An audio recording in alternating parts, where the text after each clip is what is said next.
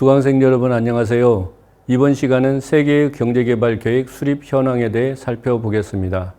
한국의 경제개발계획을 연구하는 연구자들은 한국의 경제계획을 검토할 때 그것의 역사적 기원에 주목하는 경향이 있습니다. 여기서 말하는 역사적 기원은 경제계획을 수립하는 경험이 식민지 시기까지 거슬러 올라간다는 것을 의미합니다.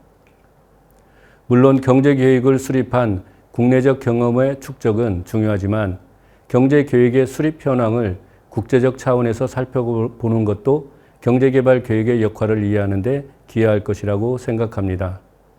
박정희 정부 시기의 경제개발계획을 역사적 기원, 즉 국내적 관련 하에서만 언급하는 것은 박정희 정부 시기를 정확히 평가하지 못할 가능성이 있다고 봅니다. 이들은 박정희 정부 시기의 경제계획 수립은 이미 식민지 시기부터 수립해 오던 것의 연장선상에서 이해할 수 있는 것이기 때문에 새로울 것이 없다고 주장하고 있습니다. 따라서 이들은 박정희 정부 시기에 일어난 경제성장도 특별한 것이 아니라고 생각하며 이 시기의 차별성을 인정하지 않으려는 의도를 갖고 있다고 할 수 있습니다. 물론 경제계획 수립 경험을 갖는다는 것은 그렇지 않은 경우보다 훨씬 유리하다고 할 수 있습니다. 그러나 경제계획을 수립했다고 해서 경제성장이 자연스럽게 달성되는 것이 아니기 때문에 경제계획 수립의 역사적 기원을 강조하는 것은 경제계획에 대한 잘못된 이해로 이끌 수 있습니다. 그래서 여기에서는 경제계획 수립 현황을 한국에 한정하지 않고 전 세계적 차원에서 살펴보고자 합니다. 만약 경제개발계획을 한국에서만 수립했고 박정희 정부 시기에 경제성장에 성공했다면 역사적 기원, 다시 말하면 경제계획 수립 경험이 매우 중요하다고 주장할 수 있을 것입니다. 그렇지 않고 세계의 많은 국가에서 경제계획을 수립했다면 역사적 기원만 가지고 경제성장을 설명할 수 없을 것입니다. 이어서 자세히 설명하겠지만 경제개발계획은 한국에서만 수립한 것은 아니었습니다. 경제계획은 이미 제2차 세계대전 이전부터 수립되기 시작했고 제2차 세계대전 이후에는 경제개발계획을 수립하는 것이 세계적인 현상이 되었습니다. 경제개발계획 수립이 경제성장을 보장해 준다면 세계의 대부분 국가는 경제성장에 성공하여 경제적 후진성을 극복하고 보다 나은 국민들의 생활 수준을 달성했을 것입니다. 그러나 앞서 설명한 바와 같이 제2차 세계대전 이후 경제성장에 성공한 국가는 매우 드물었고 한국은 경제성장에 성공한 몇 안 되는 국가에 포함되는 행운을 얻었습니다. 이런 이유로 이 강좌에서는 박정희 정부의 차별성을 인정하고 이 시기 동안에 어떤 일이 일어났는가를 경제개발계획을 통해 설명하고자 하는 것입니다. 이 표는 제2차 세계대전 이전에 경제계획을 수립한 국가와 최초 수립연도 그리고 그 기간 동안에 경제계획을 수립한 횟수 등을 정리한 것입니다. 세계적인 차원에서 경제계획을 수립한 최초의 국가는 소련이었습니다. 1929년에 수립한 경제재건 5개년 계획이 그 최초 경제계획이었는데 그것은 1928년, 1929년을 제1차 년도로 하고 1932년, 1933년을 최종 연도로 한 제1차 5개년 계획이었습니다. 이 계획에서 소련은 서구의 선진 경제를 따라잡겠다는 목표하에 자국의 경제를 농업경제에서 산업경제로 전환시키겠다는 것을 주요 목표로 삼았습니다. 또한 이 계획은 생산 목표, 분배, 가격 등을 국가가 직접 통제하기 위해 수립된 최초 사회주의 경제체제의 경제계획이었습니다. 표에서 확인할 수 있듯이 소련은 제1차 5개년 계획 이후에도 5개년 계획을 2차례 더 수립하여 제2차 세계대전 이전에 총 3차례 수립하였습니다. 이 기간 동안에 소련은 농업희생, 비효율 등의 문제가 발생했지만 중공업과 사회 기반 시설 확충에 상당한 성과를 거두었다고 평가받고 있습니다. 소련 이외의 지역에서 경제계획을 수립한 국가는 중남미 지역에 속한 국가들이었습니다.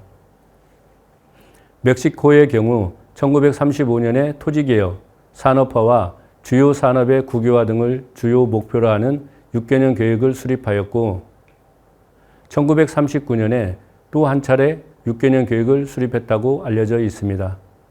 멕시코에 이어서 쿠바가 1937년에 경제사회 재건을 위한 3개년 계획을 수립했고 베네수엘라는 1938년과 1942년에 경제계획을 수립했고 콜롬비아와 파라과이도 각각 한 차례씩 경제계획을 수립하였습니다. 표에는 제시되지 않았지만 이들 국가 이외에도 아시아 지역에 속한 인도와 필리핀에서 각각 1933년과 1934년 이후 경제계획을 수립하려는 시도가 이루어졌다고 합니다. 사실 중남미 지역에 속한 국가들에서 이 기간에 수립한 경제계획을 얼마나 잘 실행하였는지에 대해서는 정보가 부족하여 정확하게 평가하기 어렵지만 정치 불안, 제2차 세계대전 발발에 따른 국제무역의 제한 등으로 제대로 실행되지 못했다고 알려져 있습니다. 이 표는 제2차 세계대전 이후 1960년까지 세계 각국의 경제계획 수립 현황을 정리한 것입니다. 우선 주목되는 것은 사회주의권 국가만이 아니라 유럽, 아시아, 아메리카, 아프리카와 같이 전 세계 대륙에 걸쳐 경제계획을 수립했다는 사실입니다. 통상 경제계획은 사회주의 국가에서 수립하는 것으로 알고 있지만 제2차 세계대전 이후에는 사회주의 국가는 물론 자본주의 국가에서도 경제계획을 수립했다는 것을 알 수 있습니다. 다음에 주목되는 것은 이 표에는 각 대륙을 대표하는 국가만을 정리한 것입니다. 유럽에서는 그리스 등을 포함한 6개국, 아시아에서는 대만을 포함한 8개국, 아메리카에서는 베네수엘라를 포함한 6개국, 아프리카에서는 가봉을 포함한 4개국, 사회주의권 국가는 동독을 포함한 8개국 등 총 32개 국가를 정리한 것입니다. 그러나 제2차 세계대전 이후 세계 각국의 경제개발 계획을 조사 연구한 알버트 워터스톤에 따르면 185개 지역이나 국가에서 경제계획을 수립하였다고 보고되었습니다. 전 세계 거의 모든 국가에서 경제개발 계획을 수립했다고 할 수 있습니다. 따라서 이 표에 정리한 32개 국은 그중 일부라는 점을 고려하시기 바랍니다.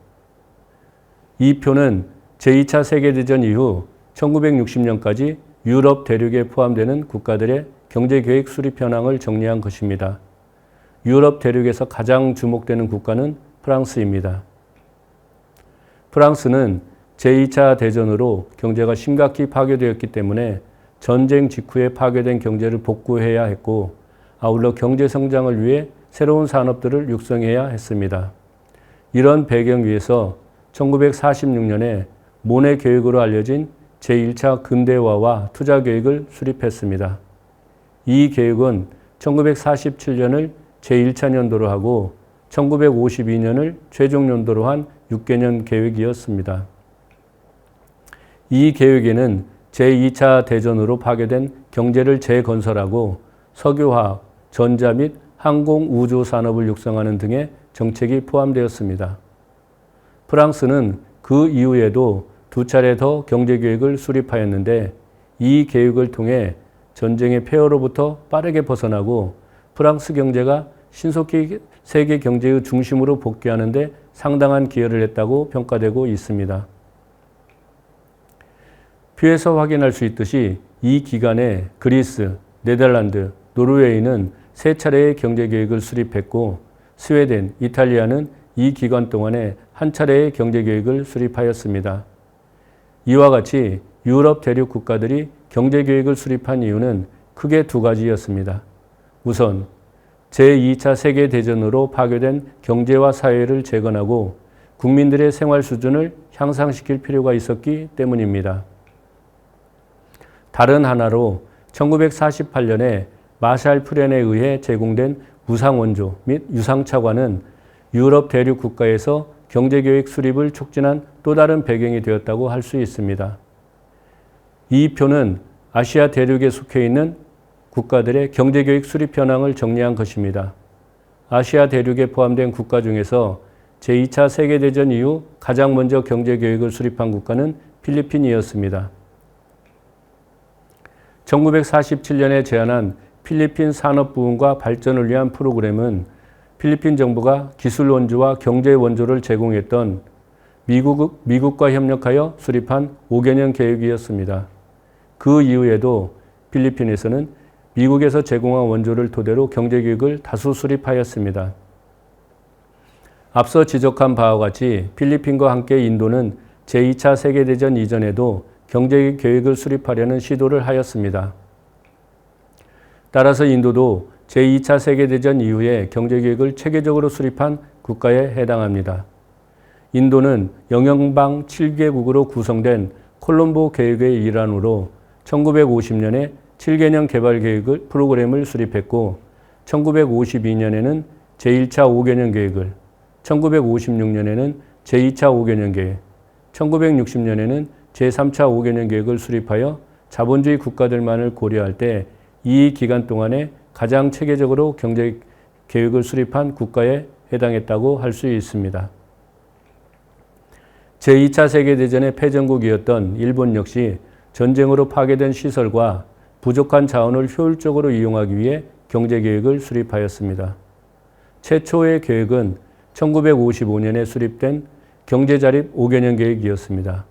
그 이후 1957년에는 장기 경제계획이 5개년 계획으로 수립되었고 1961년에는 통상 국민소득 배증 계획으로 알려진 장기 경제계획이 10개년 계획으로 수립되었습니다.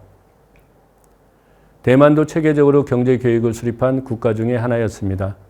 1953년에 제1차 경제개발 4개년 계획을 수립한 이후 1957년에 제2차 경제개발 4개년 계획을 1961년에는 제3차 경제개발 4개년 계획을 수립하였습니다.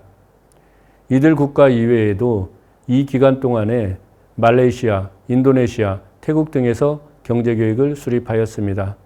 물론 한국도 이 기간 동안에 경제계획을 수립했는데 이것은 다음 강의에서 자세하게 설명하도록 하겠습니다. 이 표는 아메리카와 아프리카 대륙에 포함된 국가들 중에서 경제계획을 수립한 몇몇 국가들을 정리한 것입니다. 아메리카, 특히 남아메리카 대륙에 속한 국가들은 제2차 세계대전 이전에도 경제계획을 수립한 경험이 있었지만 제2차 세계대전 이후에는 경제계획을 체계적으로 수립하지는 않았습니다. 남미에서 가장 먼저 경제계획을 수립한 국가는 아르헨티나로 1946년에 정부 계획으로 알려진 5개년 계획을 수립하였고 1955년에 제2차 5개년 계획을 수립하였습니다. 이들 계획의 주요 목표는 가난을 해결하고 경제 성장을 달성하기 위해 국내 산업을 육성하여 수입품 의존을 줄이는 수입대체 공업화를 추진하는 것이었습니다. 남미에서는 칠레, 브라질, 베네수엘라 이외에도 콜롬비아, 파라과이 등이 최소한 1회 이상 경제계획을 수립하였는데 이들 국가들은 아르헨티나와 마찬가지로 수입대체 공업화를 기본 전략으로 채택했다는 특징을 갖고 있습니다. 아프리카 대륙에서 가장 활발하게 경제계획을 수립한 국가는 모로코였습니다. 모로코는 1956년에 프랑스로부터 독립했는데 그 이전에 두 번의 경제계획을 수립했습니다. 1949년에 수립한 최초의 경제계획은 4개년의 투자계획이었으며 1954년에는 제2차 4개년 투자계획을 수립하였습니다. 표에서 확인할 수 있듯이 독립 후에도 두 차례 경제계획을 더 수립했습니다. 아프리카 대륙에 소속된 국가들은 모로코처럼 1950년대 혹은 1960년대까지 영국이나 프랑스의 식민지에서 독립하지 않은 경우가 대부분이었습니다. 표에서 제시한 나이지리아, 케냐, 가봉은 1960년에 영국과 프랑스로부터 독립했는데 그 이전에 경제계획을 수립하였다는 공통점을 갖고 있습니다. 이상을 정리하면 경제계획은 제2차 세계대전 이전에도 소련을 비롯하여 몇몇 국가에서 수립하였지만 특히 제2차 세계대전 이후 세계적인 차원에서 대부분의 나라에서 수립했다는 것을 확인할 수 있었습니다. 이들 국가들이 경제계획을 수립한 중요한 이유는 현재의 경제 상태를 개선하고자 하는 욕구가 강했지만 그것을 추진할 수 있는 자원이 부족한 상황에서 정부가 경제에 개입하여 부족한 자원을 효과적으로 사용하는 것이 합리적인 대책이라는 것에 대한 공감대가 형성되었기 때문이라고 할 수 있습니다. 제2차 세계대전 이후 한국에서 경제교육을 수립한 것도 이런 맥락에서 이해할 수 있을 것입니다.